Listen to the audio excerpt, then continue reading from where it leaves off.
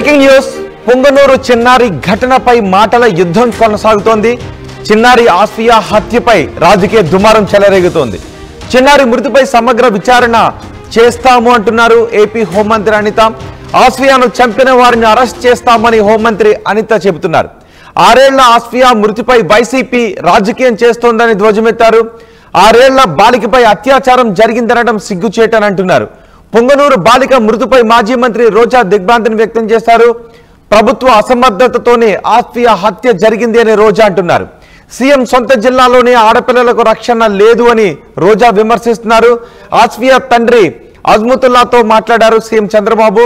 ఇలాంటి ఘటనలు జరగకుండా చూడాలి అని అజ్ముల్లా కోరారు. ఒక్కసారి ఘటనకు సంబంధించి ఎవరెవరు ఏమేమి మాట్లాడారో చూద్దాం. చంద్రబాబు నాయుడు సొంత జిల్లా చిత్తూరు పొంగనూరు నియోజకవర్గంలో 7 ఏళ్ల పాపని కిడ్నాపర్లు మరి ఏ విధంగా తీసుకువెళ్లి చంపేశారో ఆ ఉదంతం చూస్తే నిజంగా ప్రతి ఒక్కరికి గుండె ద్రవించిపోతుంది.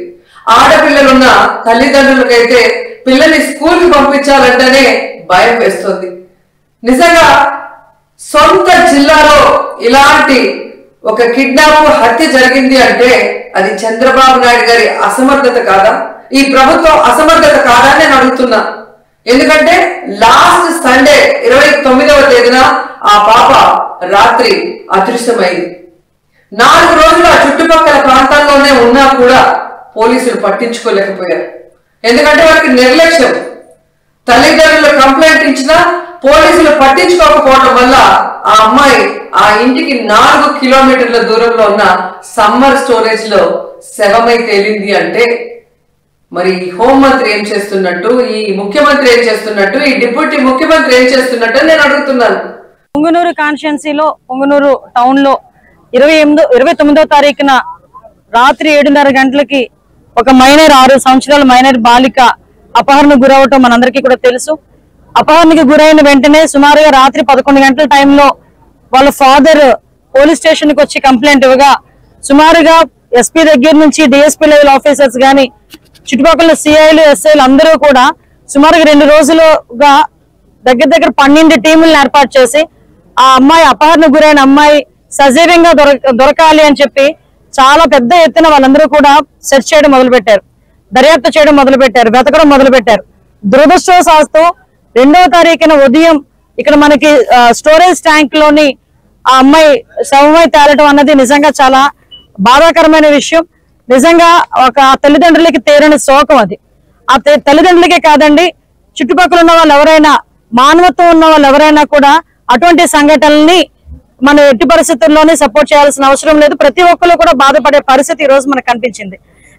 మల్లారు ముద్దుగా పెంచుకున్న 6 సంవత్సరాల పిల్ల బయట ఆడుకుంటా ఉంటే సడన్ గా శవమై తేలి 2 రోజుల తర్వాత ఇంటికి వచ్చిందంటే ఆ తల్లిది గాని తండ్రి గాని నిజంగా పడ్డ బాధ వర్ణనాతీతం. అటువంటి సందర్భంలో మేమందరం కూడా, ఎందుకంటే అమ్మాయి సజీవంగా దొరకాలి అని చెప్పి పోలీస్ డిపార్ట్మెంట్ దగ్గర నుంచి ఇక్కడ రాజకీయ నాయకులు గాని, ఇక్కడ ఇన్ఛార్జ్ గారు గాని, లోకల్ మంత్రి గారు గాని అందరూ కూడా పర్టికులర్ గా డిపార్ట్మెంట్ మీద ప్రెజర్ పెట్టి డిపార్ట్మెంట్ కూడా ఎన్ని రకాలుగా మనం సపోర్ట్ చేశారంటే దగ్గర టవర్ డంప్ తీసుకొస్తే 2800 ఫోన్ కాల్స్ టవర్ డంప్ లో దొరికినాయి. ఆ 2800 ఫోన్ కాల్స్ ని కూడా దగ్గర 10 టీములు సపోర్ట్ చేసింది. ఎందుకు ఈ విషయాలన్నీ క్లియర్ గా చెప్తున్నానంటే చాలా ఈజీగా గవర్నమెంట్ మీద ఒక అపవాదం వేయడం బాగా అలవాటు అయిపోయింది. లేదు అనుకుంటే డిపార్ట్మెంట్ మీద ఏదో ఒక రకంగా మాట్లాడడం అలవాటు అయిపోయింది. అపహరణకి గురైంది అని కేసు నమోదు చేసిన మరుక్షణం నుంచి ఆ అమ్మాయి దొరికినంత వరకు కూడా దగ్గర 12 టీములు వర్క్ చేసినాయి. టవర్ డంప్ తీసుకొచ్చారు. వాళ్ళతోనే కాకుండా సామాజిక స్పృహతో ముస్లిం మైనారిటీకి సంబంధించిన మత పెద్దలు గాని సుమారుగా 100 మందికి పైగా, అదేవిధంగా పొంగనూరులో ఉన్న చాలా మంది పెద్దలందరూ కూడా అన్ని మతాలకు అతీతంగా బయటకు వచ్చి ఆ అమ్మాయి సజీవంగా దొరకాలని చెప్పేసి అందరూ కూడా సెర్చ్ చేయడం మొదలు పెట్టారు, సహకరించారు. దురదృష్టశాస్త్రం అమ్మాయి మనకి సమయం తేలటం నిజంగా చాలా దురదృష్టం. దాన్ని కూడా రాజకీయం చేయడానికి ఈ రోజు బయటకు వచ్చి మాట్లాడే పరిస్థితి.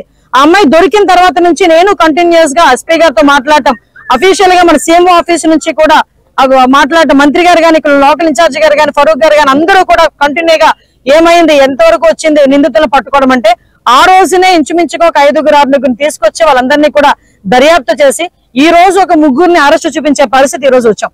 ఎందుకంటే ఇది ఒక మైనార్టీకి సంబంధించిన ఇష్యూ, ముస్లిం మైనార్టీకి సంబంధించిన ఇష్యూ, చాలా సెన్సిటివ్ గా ఉండే ఇష్యూ. ఆ సెన్సిటివ్ గా ఉండే ఇష్యూని కూడా విత్ ఇన్ డేస్ లోని ఛేదించి ఈ రోజు ఎవరైతే నిందితులు ఉన్నారో వాళ్ళందరినీ కూడా ముగ్గురు అరెస్టు చూపించి ఈ రోజు ఆ అమ్మాయికి న్యాయం జరిగేలా ఈ రోజు పోలీస్ డిపార్ట్మెంట్ గానీ గవర్నమెంట్ గానీ ముందుకు వస్తా ఉంటే దాన్ని కూడా రాజకీయం చేయడానికి ఈ రోజు వైఎస్ఆర్సీపీ నాయకులు బయటకు వచ్చి వాళ్ళ గురించి మాట్లాడే పరిస్థితి. ఏంటి, ఒక ఆడపిల్లని మామూలుగా అత్యాచారం జరిగిందంటేనే బయటకు వస్తే ఒక మగపిల్లడు ఏడిపించాడంటేనే ఇంటికి వెళ్ళి అమ్మాయి చెప్పుకోవడానికి కూడా సిగ్గుపడుతుంది, బాధపడుతుంది. ఆ విషయాన్ని బహిర్గతంగా చెప్పడానికి కూడా చాలా మంది కుటుంబాల వాళ్ళు బయటకు రారు.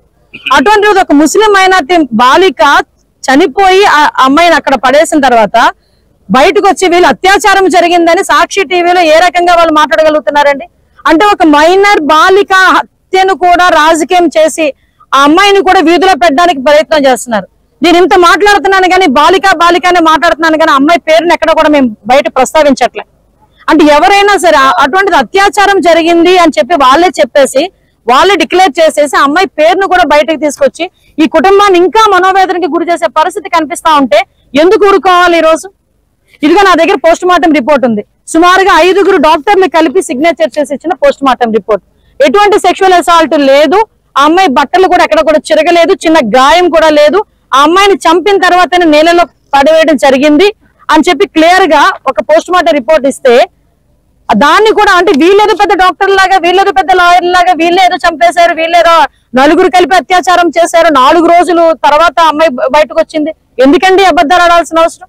ఒక మైనారిటీకి సంబంధించిన ఒక బాలిక తాలూకా చావును కూడా రాజకీయం చేయడానికి చూస్తున్నారంటే వీళ్ళు ఏ రకంగా ఆలోచించాలో ఒకసారి అర్థం చేసుకోండి. నేను ఒకటే అడుగుతున్నా, నేను వచ్చేటప్పుడు 2-3 ప్రెస్ మీట్లు చూసా. జగన్మోహన్ రెడ్డి వస్తున్నాడు. అరే అయ్యాం రా అయ్యా, నువ్వు వద్దని చెప్పట్లేదు, రాజకీయం చేయమాక. నీ హయాంలో సుమారు కొన్ని 100 మందికి అత్యాచారాలు జరిగినాయి. నీ సొంత కాన్షియన్సీ పులివెందుల కాన్షియన్సీలోనే నాగమ్మ నా కావుని చంపేస్తే, అతి క్రూరంగా చంపేస్తే మేమందరం వెళ్తే ఆ రోజు మా మీద అట్రాసిటీ కేసులు పెట్టావు. ఈ రోజు వరకు దాని అత్యగతి లేదు. నీ సొంత నియోజకవర్గం, నువ్వు వింటున్న ఇంటి దగ్గరలోనే ఒక వెంకటరెడ్డి అనే ఒక అమ్మాయిని సామూహిక అత్యాచారం చేస్తే ఈ రోజు వరకు పట్టుకునే దాఖలాలు కనిపించలేదు. 5 సంవత్సరాలు వచ్చి పరామర్శించి వెళ్తా అంటే నీ ఇష్టం, అది కాదని చెప్పట్లే. మరి ముఖ్యమంత్రి హయాంలో ఉండి ఇన్ని వేల మంది 100 మంది ఆడపిల్లలకు హత్యలు జరిగినప్పుడు ఆ రోజు ఎందుకు తాడేపల్లి కొంపలోంచి ఒక్క రోజు కూడా బయట పెట్టలేదు? అడుగు. ఈ రోజు రాజకీయం చేయడానికి నీకు ఒక అవకాశం దొరికిందని చెప్పి రాజకీయం చేయడానికి వస్తున్నావా? ప్రభుత్వం మీద బురద చల్లడానికి వస్తున్నావా? దీనికి ఒత్తాస పలుకుతో చాలా మంది బయటకు వచ్చి మాట్లాడే పరిస్థితి. నేను ఒకటే కోరుకుంటున్నా, ఆడపిల్లకి అన్యాయం జరిగింది. ఎస్, మనందరం కలిసి కూర్చొని ఎట్టి పరిస్థితుల్లోనైనా మనందరం కూడా ఎలా మాట్లాడాలి, ఎలాగ అమ్మాయిని వాళ్ళ కుటుంబానికి భరోసా ఇవ్వాలన్న ఆలోచన మనం చేయాలి. ఈ రోజు ఆ పుట్టుడు దుఃఖంతో ఉన్నది ఆ కుటుంబం. ఆ అమ్మాయి వాళ్ళ తల్లిదండ్రుల దగ్గరికి వెళ్తే వాళ్ళు కోరుకున్నది ఒకటే, మమ్మల్ని రాజకీయాల్లోకి లాక్కండి, మా అమ్మాయి చనిపోయింది. ఇప్పటికే మా అమ్మాయి చనిపోయిన తర్వాత కూడా ఈ రోజు అత్యాచారం జరిగిందని చెప్పేసి లేనిపోని వార్తలన్నీ రాస్తున్నారు. దయచేసి అలాంటి వద్దు. మా అమ్మాయికి జరిగిన అన్యాయం వేరే వాళ్ళకి జరగకుండా చూడండి, శిక్షించండి, అది మాకు చాలు అని చెప్పి చేతులు పట్టుకుని బతిమాలే పరిస్థితి ఈ రోజు కనిపిస్తా ఉంది. దయచేసి మానవతా దృక్పథంతో ఒక్కసారి ఆలోచించండి. మనం చేస్తున్న పని ఏంటో అన్నది ఒక్కసారి ఆలోచించండి. ఈ రోజు మేము 3 మంత్రులు వచ్చామండి. ఈ రోజు ఒక ఆడపిల్లకి అన్యాయం జరిగింది, ఆ అమ్మాయి చనిపోయింది, ఆ కుటుంబానికి భరోసా కల్పించాలని మన ఫరూక్ గారు గాని, లోకల్ మన మినిస్టర్ గారు రామప్రసాద్ రెడ్డి గారు కానీ, నేను కానీ డే ఫస్ట్ నుంచి కూడా మాతో వచ్చిన బాబు గారు కానీ, మన మదనపల్లి ఎమ్మెల్యే గారు కానీ, షాజహాన్ గారు కానీ అందరం కలిసి ఇక్కడికి వచ్చి మేము మాట్లాడుతా ఉంటే ఇక్కడికి వచ్చి రెచ్చగొట్టే ధోరణిలోని వైఎస్ఆర్సీపీ వాళ్ళు చేసే ప్రతి పరిస్థితిని కూడా ప్రజలు కూడా గమనించాలి. దయచేసి మైనార్టీ పెద్దలు కూడా గమనించండి. ఈ రోజు మేమందరం కూడా మీకు భరోసా కల్పించడానికి, ఆ కుటుంబాన్ని భరోసా కల్పించడానికి, ఫర్దర్ గా ఇలాంటివి జరగకుండా చూసుకోవడానికి మేమందరం కూడా ప్రయత్నం చేస్తున్నాం. మేమందరం కూడా అదే బాటలో ఉన్నాం. దయచేసి మీరందరూ కూడా మాకు సహకరించండి. పోలీస్ డిపార్ట్మెంట్ తాలూకా పనితీరుని కూడా ఈ విషయంలో మేము ప్రశంసించాలి. ఎందుకంటే 5 రోజులు మేం కాదండి, వీళ్ళు చెప్తున్నారు, ఆ తల్లిదండ్రులు చెప్తున్నారు. డిపార్ట్మెంట్ గారు కంటిన్యూగా ఉన్నారండి, మా దగ్గర ఎంక్వైరీ చేస్తున్నారండి, ఎంక్వైరీ చేసి మాకు సహకరించారండి. మీరు బయటకు వచ్చి నోటుకు వచ్చినట్టు మాట్లాడతారు. వాళ్ళు అప్పుడు మాట్లాడరు, ఇప్పుడు మాట్లాడడానికి ప్రయత్నం చేస్తారు. అదే ప్రజలు కూడా నేను విజ్ఞప్తి చేసేది ఏంటంటే ఇలాంటి మాటలు నమ్మకండి, తిరిగి మీరు వాళ్ళు ప్రశ్నించండి అని మేము చెప్తున్నాం. ఎందుకంటే ఇంతమంది అమ్మాయిలు మిస్ అవుతున్నారని ఆ రోజు చెప్తే ఆ రోజు ఎవరు మాట్లాడలే.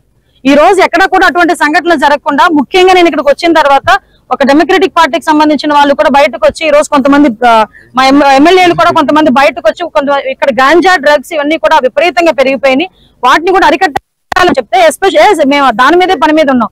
ఈ 100 రోజుల పరిపాలనలో గంజాయిని డ్రగ్స్ ని అరికట్టడానికి నార్కోటిక్ టాస్క్ ఫోర్స్ కూడా ఏర్పాటు చేస్తున్నాం. అది కేబినెట్ అప్రూవల్ అయిన తర్వాత దాన్ని లాంచ్ కూడా చేస్తాము.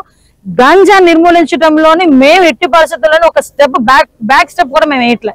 అట్ ద సేమ్ టైం గాంజాలు ఎక్కడైనా సరఫరా జరిగినా గాంజాలు యూజ్ చేసినా కూడా ఇమీడియట్ గా యాక్షన్ తీసుకోండి ప్రతి డిపార్ట్మెంట్ వాళ్ళ పోలీస్ డిపార్ట్మెంట్ వాళ్ళకి ఆదేశాలు కూడా ఇవ్వడం జరిగింది. అటువంటి సంఘటనలు ఏమైనా కనిపించినా దయచేసి ప్రజలు కూడా పోలీస్ డిపార్ట్మెంట్ వాళ్ళకి సహకరించాల్సిందిగా కోరుకుంటున్నారు. మాంగళ్య షాపింగ్ మాల్ లా ఏమున్నా స్పాట్ గిఫ్ట్ ఇస్తున్నారంట. మాంగళ్య షాపింగ్ మాల్ లో దసరా స్పాట్ గిఫ్ట్ పక్కా. ప్రతి 1000 రూపాయల కొనుగోలుపై ఖచ్చితమైన స్పాట్ గిఫ్ట్. ఈ ఆఫర్ అక్టోబర్ 1 నుంచి 11 వరకు మాత్రమే. మాంగళ్య షాపింగ్ మాల్ తెలంగాణ. మాంగళ్య షాపింగ్ మాల్ లా ఏమున్నా స్పాట్ గిఫ్ట్ ఇస్తున్నారంట.